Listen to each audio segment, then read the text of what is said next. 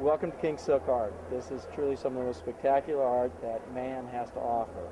What you're seeing is this is all silk embroidered, and it comes from a province in China called Suzhou. And this art has been being done for over 2,000 years. There are families that were put there by the emperor to embroider his robes. What they do is they'll take all the silkworms, they put them in these baskets and feed them on mulberry leaves. Once the silkworms have matured, they spin into a cocoon.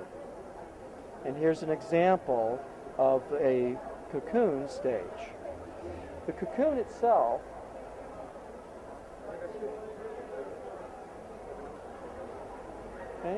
and what they do with this is they'll take a vegetable dye, permeate the silk with the dye. So what you're looking at is an organic to an organic. So the dye becomes a permanent fixture in the silk thread, and so it will never lose its color.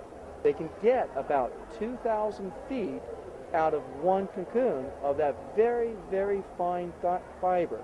This is thinner than a human hair. They'll then take this and literally just start stitching it. As part of it, the first thing they'll do is they'll split the thread down to a specific count of the thread itself. The thread starts with a total of 16 strands.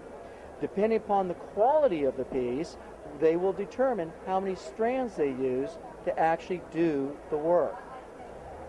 Something like this, like a tiger for example, these top quality pieces will take anywhere from months to years to complete.